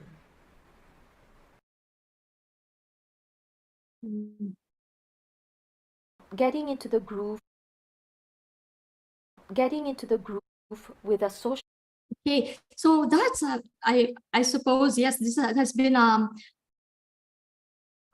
lot of information that we've been discussing in the past 30 minutes or so, and I just simply want to end with an idea of how we're carrying out activities here or programs here in the Philippines with respect to autism and music. No? So here, please understand that this is a new discipline, a new practice, and some of us have chosen to enter the autism field. Others have chosen to try to focus on other clinical conditions. But here, just for those who might be interested to collaborate with us, it would be lovely to just stay on for the next few minutes to see, to get an idea of the early music experiences we've had, okay, which are not limited, by the way, to music therapy. Okay. So for my personal point of view, because we have graduates from our program, and there are a number of students that are also taking the program. So for music therapy, in my case, I really found growth and social connection as immediate results or outcomes of the programs I've delivered. This was before the pandemic, and then also, so during the pandemic, we've been focusing a lot on growing our numbers by focusing on the students the graduate students who want to become music therapists. And a number of them have gotten into internship practicum and internship clinical practice so that they can eventually complete the program. Okay, so adaptive piano lessons, it just helps that I am a music therapist. So the way I teach piano now is totally different from how I would have taught piano if I were not a music therapist. Discovery and discipline were my keywords. And of course, with pandemic times, this is, I think, a picture of, is an image of like 2 weeks into the pandemic. Immediately we shifted a lot into, like everybody else, into the new world of online training. Okay, musical concerts used to be so much fun on stage to help adults. These are adults with autism from our Association of Adults with Autism Philippines, and they played fantastically in a very formal setting. They were admired by many. They made a lot of, not just their parents, families happy, but the audience who were there, who were impressed by how they performed. Now, shifting forward, the pandemic doesn't allow us to easily do that. So during pandemic times, we've shifted a lot to virtual collaborations. We didn't stop working on how music can empower communities like these. So this was a December treat, the very first December of the pandemic. And interestingly, after a whole concert produced by adults with autism, there was so much, not just the outcome wasn't just a performance, but the feeling of the children being able to like connect with other people. There were 10,000 viewers right away. The one parent even said that they loved their son even more. It was such a bonding experience. Okay, so I'll show you some later on and some examples, but let me go to the last segment that really excites me also is the use of drumming to deliver music experiences for those who not necessarily have musical background, who not necessarily have musical instruments to play on. So we are able to bring in together circles of people from 20, 40 people to 170 was the biggest drum circle I've had, where it excitedly within the first minute, any group would already be starting to play. And there's a protocol we follow as taught to us by our mentors abroad. So here, the excitement and camaraderie is totally different. So as you would have seen my son earlier, my son, I didn't describe, he was the boy who was trying out his first djembe or the first djembe experience, and immediately he was on board with the rest of the group in a different country. And considering that when he's in school, in college, it is not that kind of connection he makes in a typical environment. Here, he was instantly friends with everybody, talking to everybody. Up to now, still talks to them online. Okay, so that connection, I've delivered such experiences to many. It was almost 3,000 people to the schools, the neurodiverse communities, and the corporate folk, which is my favorite. And there are many outcomes, non-musical, that come out, and you see all of this in a circle, like lifting up a stranger in prayer, changing course, erasing the gap between tycoon and staff, all seated in the same circle. This is an example of where the 150 doctors who came to drum at the end of a conference, nobody left the room. They all sat down and stayed for the 30, 45 minutes that we were drumming. And in the middle of the drumming, I brought down the level of the volume, everybody, because I found out that the son, the 40-year-old son of the organizer, the doctor, hello, Dr. Pinky Paglik, if you're there, was dying. And so when we brought down the level of the music, everybody, it sounded like I invited different people to bring in their instruments, because some had like tiny bells, some had wood blocks. So I asked them try to make different sounds, and it sounded like we were in a forest. And we tried to pray for that 40-year-old man. He had Down syndrome all his life, and he was far, far away in the Bukidnon. It was such a mesmerizing moment, because it felt like all of us were praying for that person and sending off the prayer to that particular person. And it just bonded everybody together, and especially to the one directing this whole conference. One of the many stories I have. So for the autism communities, there you go. It's such a fun, you see some quick shots of how exciting it could be. So this music can bring together at times and people together. This one was south of Metro Manila, the parents, the advocates, autism advocates, the leaders all together. This was in southern Luzon, in Naga, where we got together with parents, the children, the yayas, the whole day, and the mayor even joined us and even became part of the experience. Okay, so there's so much that can be done with this bonding kind of musical experience without pressure. Not like us pianists who have to work, study. Those of you who are musicians, you know how hard it is, right? To make something perfect, or at least reasonably okay to play for somebody else. Here, everybody's making music. It's really very inclusive. Here, I love this. This is with the Chameleon Sisters in Antipolo. And we can never run out of, and then it became a pandemic time, so we couldn't do that. So we recently went to Mindanao, Coronadal, to do my very first drum circle. And thank you to Perlin Joy, my colleague, who's been bringing music therapy there very actively in Coronadal. Okay, so I want to just close my presentation with something inspiring to the parents or the siblings of people who live with autism, the communities, those in the communities, because our lives have been into these communities and music has been part and parcel. I'm so happy to be part of like one particular organization. It's Boundless Possibilities Foundation, and every year they've gotten me to do to musically direct 4 concerts virtually, and I'll just show you one of my favorites. Okay. So here is Try Everything. It's just a few minutes and then we can complete my presentation. So please take note that all of what I mentioned in terms of applying different ways of dealing with neurodiverse disabilities and people with those challenges is really different approach. I would love to talk about it. It's not easy, but here is one outcome that turned out so beautifully with the parents. So the parents very, very involved. So the parents, kudos to the parents, the heroes of these families too. Here.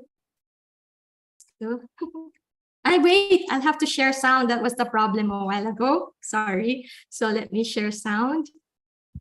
Yeah, it is shared sound. It is. Okay, let's see. I hope this one turns out nice. Sometimes it's easy, sometimes it's not. I cry, I laugh, even when I don't know why.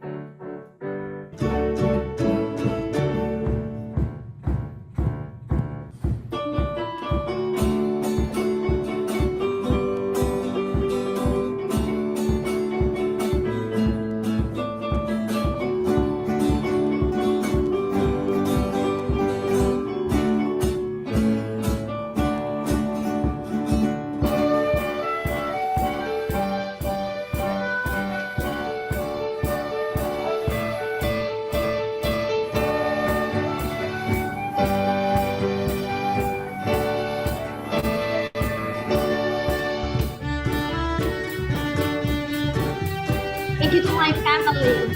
That is Kevin, who's very much loved by his brother.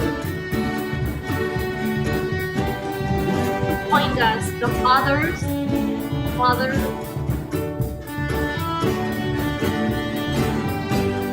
Did a lot of simplification, adjustment. I rewrote a lot of the story. And turned out so nice. And we have a solution to no instrument. Take a look. Enjoy this part.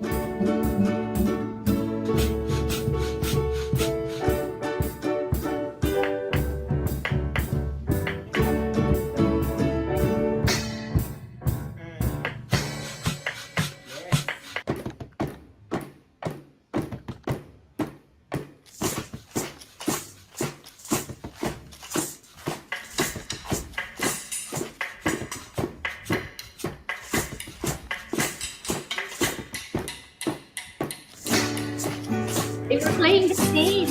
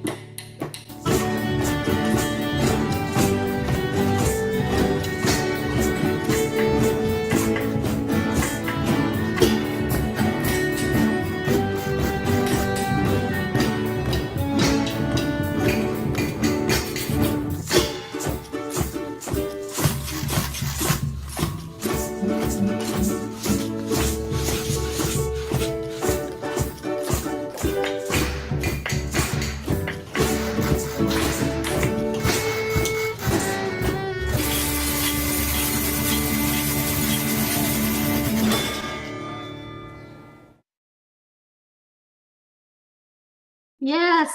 So there, you see, these musical experiences obviously empowered the families and bonded us as a community. And I can never stop being thankful to be part of this community. And we just hope that more and more of this can really happen and to many people or many families in the Philippines. No, so here's where I close. And let's just together, let's bring it on. Please help us, please. We are a very small group of people trying our bestest, trying our best to bring music for health and wellness here in the Philippines. So let's help people. We want to help people display resilience in extreme life events, work productively, fruitfully, realize their own abilities, cope adequately, and make positive contributions to community. And just now that I read all this, that kind of were the outcomes of our annual events and undertakings and activities with such a community. And I kudos to all the parents there and the organizers. So if any of you feel interested to become a music therapist, no, or would like to, maybe you have somebody in mind, or you might want to collaborate with us to use music for health, or if you want to energize a community or a group of yours, or use music for health and wellness in any capacity that you now think and imagine, just contact us in St. Paul, Manila. I will leave here quickly my email address on the left and St. Paul University's contact details. So there. So I come to a conclusion. Dr. Raymond, thank you for letting me do this for you.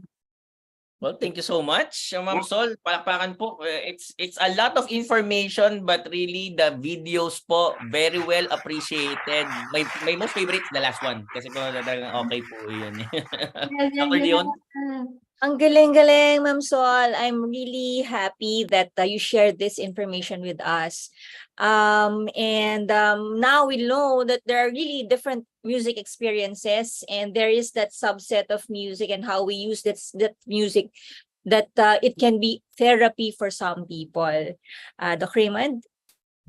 Thank you so much. Okay, so we have one more speaker po, and hopefully you'll be able to be as excited to hear about that presentation. But just to remind everyone, hopefully you have readied your questions po. Maybe we'll just pick one or two questions given we are in a time crunch, and we encourage everyone to start typing in your questions. Maybe our speakers can type in also their responses, those that they will not be able to respond to live sa ating webinar. You could also put it in the comment section sa Stop COVID Deaths or TVUP Facebook pages or in the TVUP YouTube channel. Okay, my pleasure to introduce to you our next speaker, who is the founding director for EdLink Foundation and a faculty member of the Educational Leadership and Management Department at De La Salle University. Please welcome to the screens, Jenny Tapales. Miss Jenny? Good afternoon, everyone. Good afternoon po. Let me start screen sharing. Sige po, go ahead. Thank you. Go ahead, Ma'am Jenny. Thank you. So, Sol and I share the same clients. In a sense, we also have children in the autism spectrum disorder. In fact, I'm so excited because we had collaborated with Sol in her Philippine research. So that was a big thing for both of us. So we are EdLink Foundation, and we really provide support for children, teens, young adults, and now we also have adults. One of the things that came out from the pandemic, I love it because from your people of the street in the beginning, they already showed that there were people who, the man mentioned maladjustments and mental health issues. So EdLink started as a preschool, and then we started seeing more and more kids with special needs. So together with Dr. Alexis Reyes and the Slingerland Senate, which is the program we brought in, we shifted into a center for children with learning disabilities. All our clients are referred. They started primarily from developmental pediatricians and neurodev psychologists. But as the years grew, we started getting from adolescent medicine. We started getting from the guidance counselors. And typically now from pandemic, we are now getting from the psychiatrists. We are now legal, we like to say. We turned 20 in 2021. So now we're 21 years old. Time flew by. And now we currently serve over 200 clients.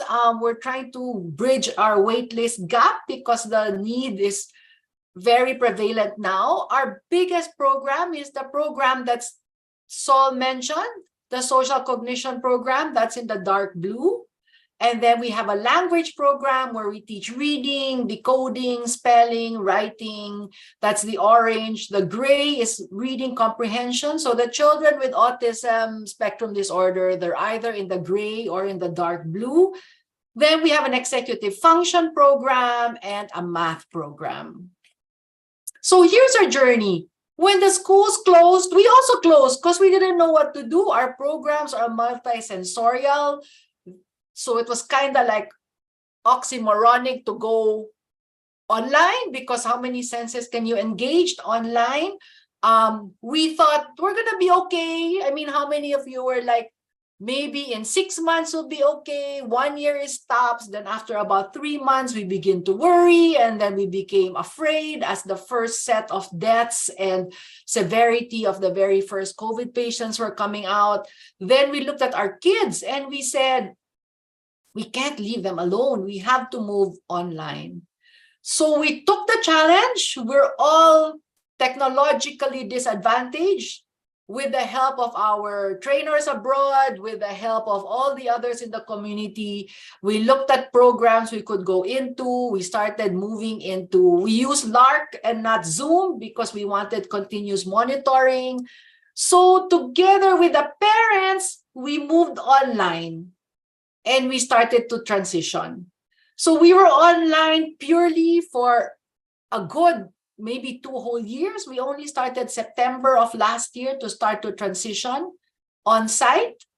The transition was also hard because a lot of us had fears. We had to change the office to filters, air conditioning, windows open. So it was kind of scary. And now we are on a hybrid life.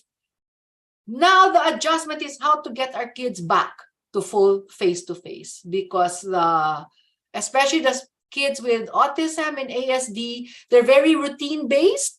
And so they had to relearn a routine and now they're relearning another routine.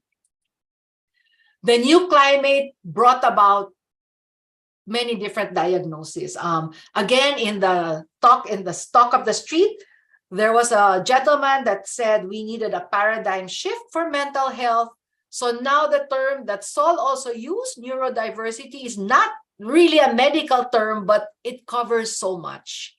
So while we were just looking at very clear diagnoses before, the diagnoses now are all mixing together. And on top of that, there are mental health concerns. Impact on family life. All of a sudden, the parents who, honestly, I think, and I love my kids, but I don't think parents were meant to spend that much time with their kids. That's why there's school, right? But now, no, school's out. You have to be with the school. So we had some parents for the, especially early grades and early elementary, they had to have someone sit beside them. So parents were facing their own stress. Some lost their jobs. Some couldn't adjust to being home. Some were stressed because of health. They had relatives that were sick. Some were sick themselves.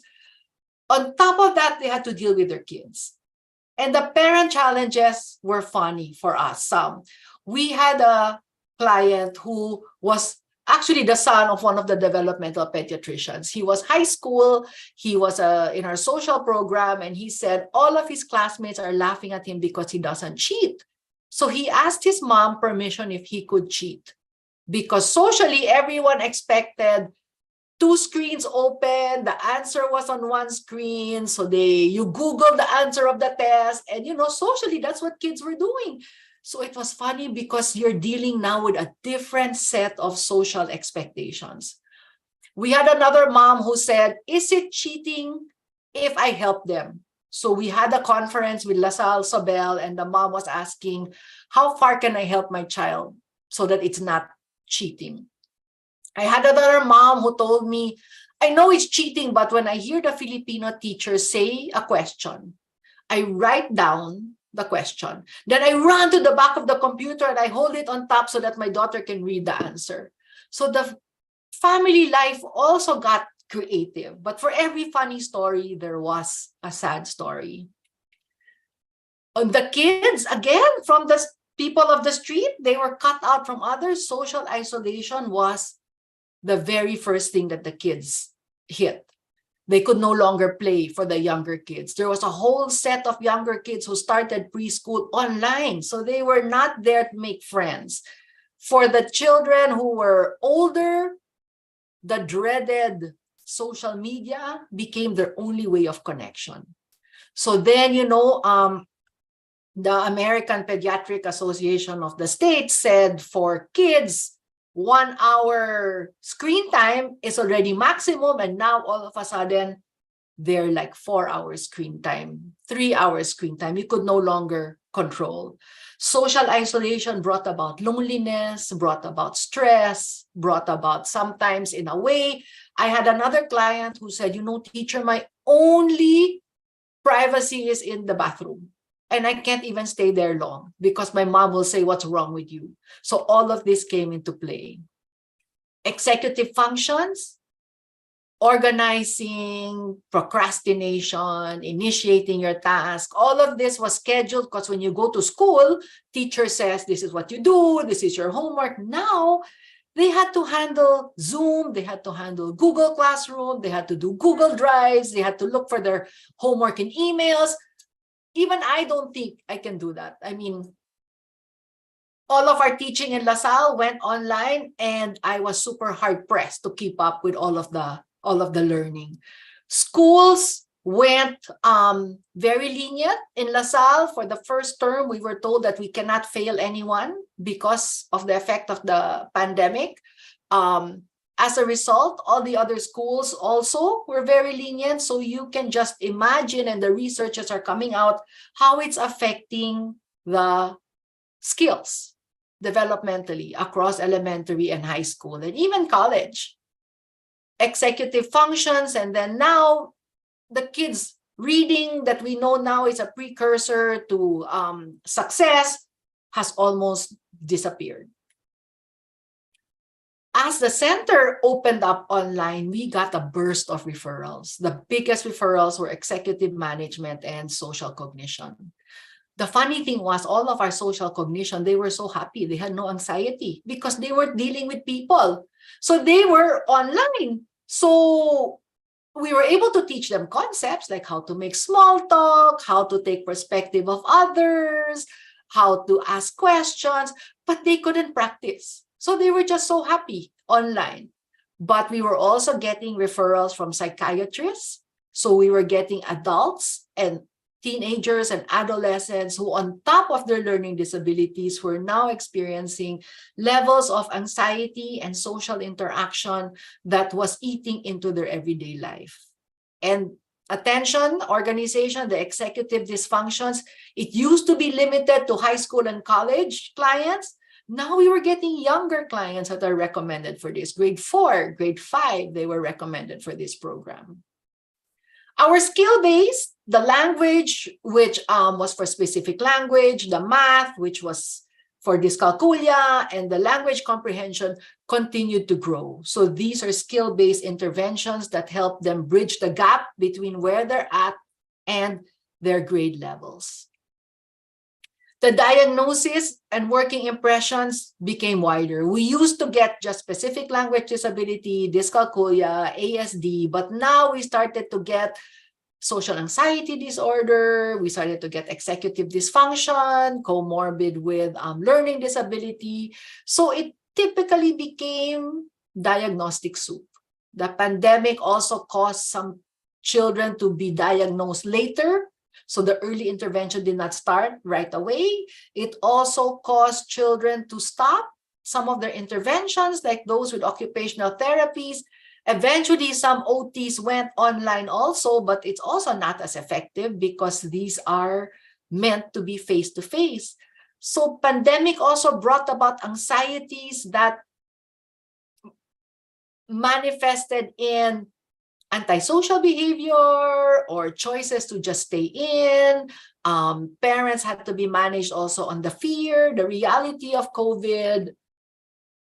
We're also beginning to see a gap between those who had access to digital tools, those who had parents and laptops who could help them, versus those in the public school. So in LaSalle, we continued to support our masteral students who were in the public school, and they came to us with heartbreaking stories. On their own budget, they would buy Zoom so that they could get the kids to go on Zoom from the cell phones. Public teachers would wear PPE so they could deliver the worksheets to the houses in the barangay so that they could sit and make sure the kids were still working. So you see, with the economic divide and the cultural divide, as a teacher, I'm pretty sure the younger teachers taught better than me because they could handle everything. They could handle the Zoom, they could go Google Classroom, they could do everything. With us more mature ones, it was a steep learning curve. So I don't think the students were the ones helping us. They were teaching us. Skill development. So in our center, when our clients go back for their checkup, it's like our report card. It will tell us whether the intervention worked, it didn't work, or whether they needed something else. It also tested how effective were we that the intervention had moved online. The result, so this is based on over the 200 clients that we have. So it's a general direction specific to EdLink, the ones we work with. The math program showed some skill gain because math was able to transfer to some online that was interactive. They were able to drag the tiles and all of that. Language showed modest gains because a big part of the language is conversation, watching the mouth, watching how they're saying, pronouncing, how the mouth is formed for certain letters, and writing. What got lost in writing is, the kids online, they write with stylus if they can afford stylus, or they type. So the actual writing, letter formation was a skill that could not be honed.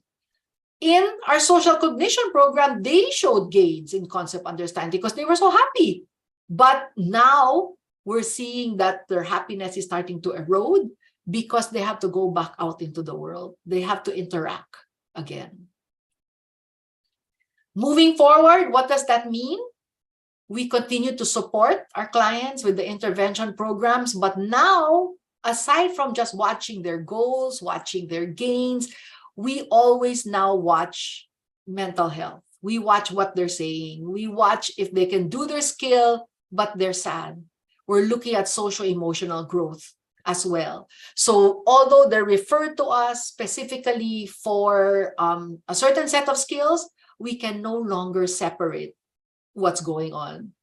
So now healthy learning, we now have to balance that. If we see them getting frustrated, we also have to check what's going on in school, what's going on in the house. I mean, we also did this before, but now it's intensified.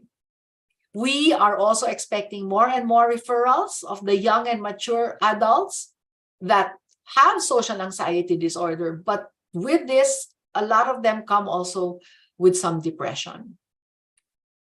But we are super hopeful because children are actually more resilient than what we give them credit for.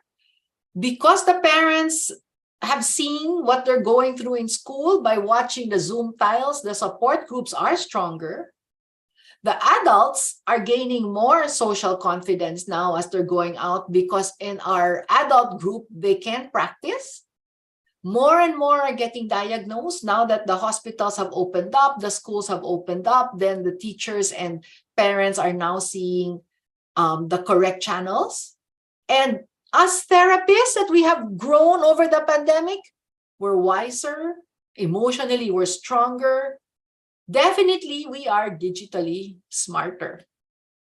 So thank you for listening. I'm also glad that I also had this opportunity to share how our journey has been through the COVID times with the kids we have with special needs.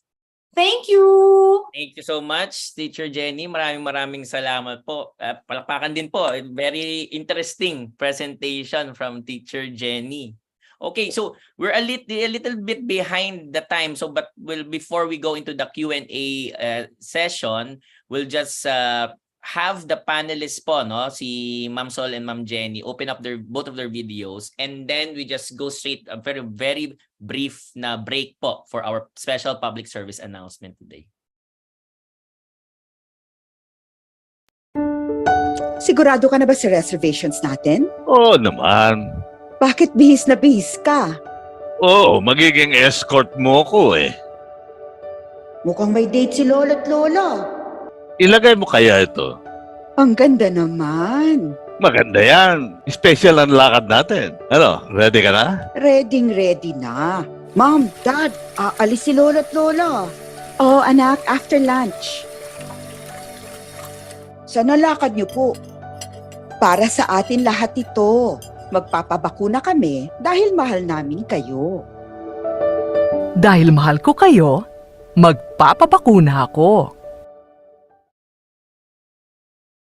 Thank you so much, TVUP, the Public Service Communications po na public service announcement po natin especially is one of the many creative outputs of the TVUP and the Stop COVID Deaths team to push for vaccination po for everyone, especially right now na tumataas po ang ating mga kaso ng COVID-19. So please share this video clip with all of your social media accounts. Stay safe and stay well.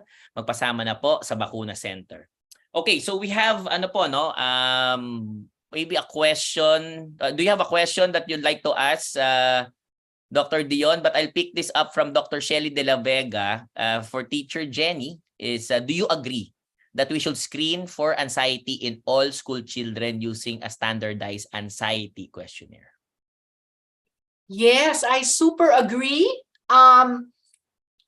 Anxiety can be masked a lot. Sometimes sadly, I'm sure you've heard stories during the COVID times where kids were not presenting anything and then all of a sudden they've jumped straight to self-harm already. So I think for a trained eyes will see it, but in the general population, I really think that these questionnaires will just give us a signpost.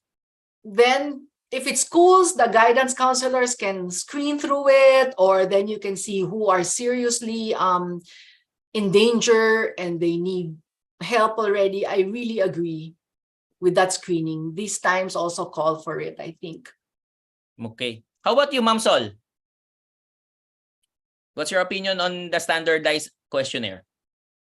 Well, I think that's going to be very important because when I was in college, there was no such thing. But I know that in UP, there is already because some of our kids went through, but they may not necessarily be the standardized questionnaire that Dr. Shelley is talking about. But I think that would be a wonderful way to, preempt any, to know ahead of time or early on if there's somebody who needs help right away. Okay. Dr. Dion, did you have any questions? Well, I'm picking this one from Mamila Rodriguez, and this is directed to Ma'am Sol, and she appreciated that video of the children playing drum together, those with autism, and she was asking, and I know you have a lot of experience with this, ma'am. How are the kids? How did they cope with all those sounds coming together? Yes, with all the sounds that come together, or even the instruments that they use can already impact the way they react to a particular setting, no? So we have to be very careful at the onset. We already try to screen out in our assessment what would be suitable for them. And then I just mentioned to Mila, thank you for asking that. I personally invested in a lot of new kinds of instruments, especially Remo has a health line. So all their health products for music, I kind of like spend money to buy that so that we can use them in our easy to clean as well because of the pandemic, easy to wash, sanitized, etc. Easy to sanitize, and of course, more especially the sound. We don't just give a tambourine to anybody, diba? All the schools have tambourines. That's the last kind of instrument I introduced to this circle. Does that answer? question. Yes. Thank you, Ma'am Sol. Actually, if you can see the chat box, no, they're very appreciative of all the efforts that you've been doing and you've done for all our special kids and even for other cohort of groups of people in the corporate world, in the schools, and even in the community. And you have gone to so many communities also in the country, and we congratulate you for all the work. God bless you for all the things that you've been doing. And I echo the comment of one of our attendees. No, God bless you, and we hope you continue to do this. We would like to hear more from you, but because of time constraints, we will have to request you to answer some of the other concerns or questions in the chat box or in the Q&A box. And I think, Doc Raymond, we have to now move on first to show our Zoom and Slido results of our fun quiz. Yes. Can we have our fun quiz po? We'll ask our speakers to go through the questions right now. Okay. For our first question, I'll post this to Ma'am Sol and the second question to Ma'am Jenny. First question, which of the following by itself is considered music therapy? Ano po ang tamang sagot, ma'am?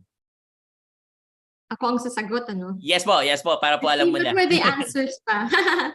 All of the above, ang dami. Okay, letter A, meron din konti. Walang none of the above. But siguro is this one, was this the pre-poll? The before the Yes, these are their pre-tests. Pre-test. So hopefully everybody can now answer. And what do you think the answer is if you listen to the talk? It should be none of the above. None of the above. Meron pong 1% sa Zoom. By itself, just by doing so, it doesn't. You'll have to have all the other elements I discussed to make it considered as music therapy. Yep. Thank you so much, Ma'am Sol. For our second question, for Ma'am Jenny, second question, what was the general effect of the pandemic on special children? What's the correct answer, ma'am? The correct answer is D, based on interventions. A and C are cases that have happened, but in general, if we're talking generally, it's D.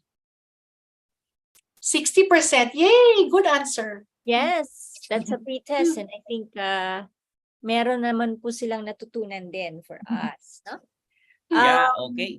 So at this point po, no, we'll give you 1 minute at least, but we'll flash on the screen our evaluation poll. So for our evaluation poll, can we have it on the screen right now? Yes, so we have 5 questions and I'll read it as follows. The panelists demonstrated thorough knowledge of the topic. Number 2, the panelists were well prepared and organized. Number 3, the panelists spoke clearly and audibly. Number 4, the panelists used appropriate language with technical medical jargons adequately explained. And finally, the panelists contributed to new perspectives and knowledge on managing various key health issues. We will not be closing this until the end of the webinar as we move on to the final takeaway messages of our speakers to our audience po. Over to you, Dr. Dion.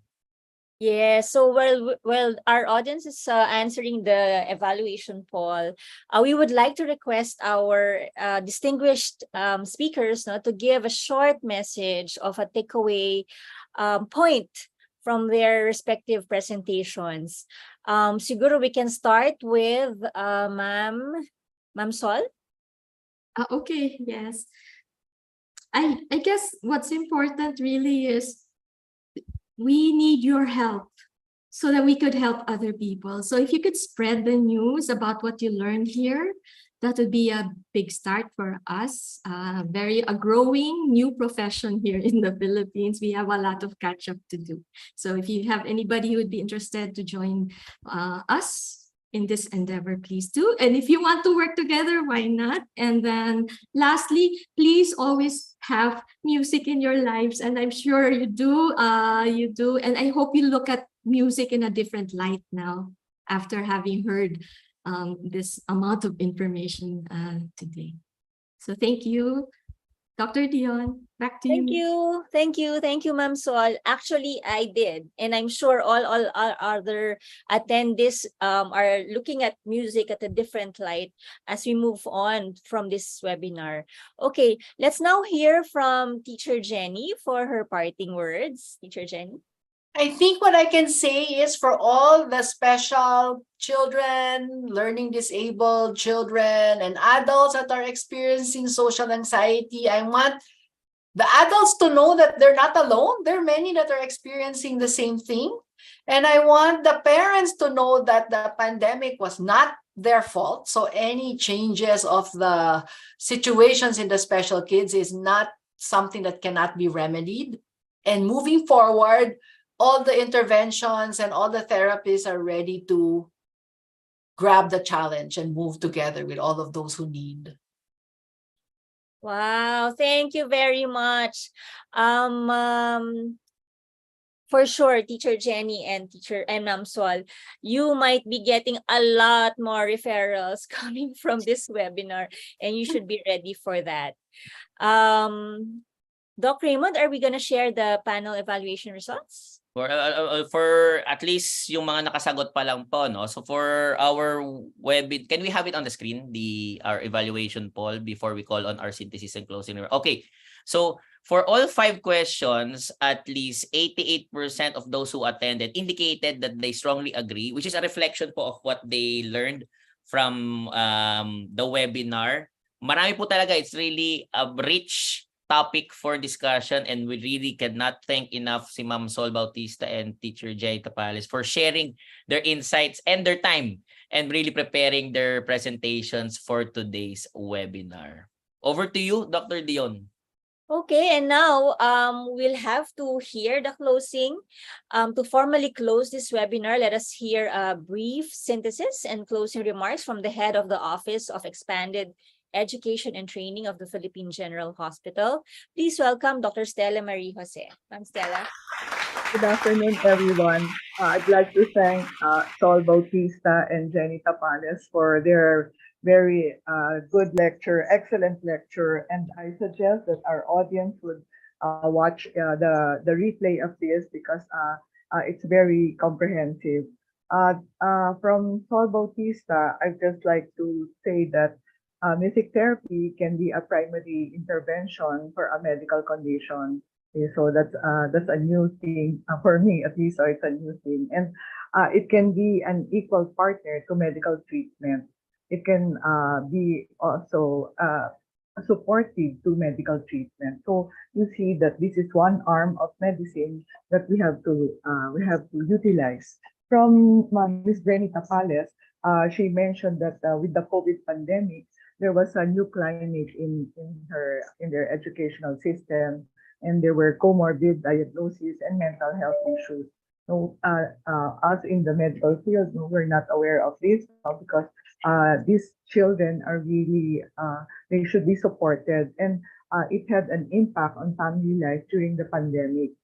She said that skill-based intervention referrals also continue to grow, and language, math, and language comprehension were all a part of this intervention that they were given. No? So it's a very, I think, having the EdLink Foundation as a guest is really a very positive factor for us because we learned a lot from Jenny and also from Sol. Thank you very much for your time spent with us. Thank you for having us. Thank you very much, Dr. Stella, for capturing the essence of the webinar with your synthesis and closing remarks. Okay, next week, we will have another exciting topic for you. We are coordinating and now preparing with the Department of Otorhinolaryngology and Head and Neck Surgery of the Philippine General Hospital. And they will be talking to us about their new programs, how it can better the service that they are providing our patients. And we look forward to that, whatever they will be preparing for us. So don't miss it. Okay. So in the meantime, Doc Raymond, I think we can still watch the playback of all these webinars, and we can do it. That's true. But first, thank you po kay Dr. Stella Jose for concisely and succinctly summarizing ang ating webinar for today. Unfortunately, we are a little bit over time. And as mentioned by Dr. Dion, all Stop COVID Deaths webinars are archived for viewing in the TVUP YouTube channel. You just need to go to www.youtube.com/TVUPPH for you to be able to see all 142, pero after today, 143 webinars na po. And if you're watching in Signal, you'll be able to see this episode po for today as well.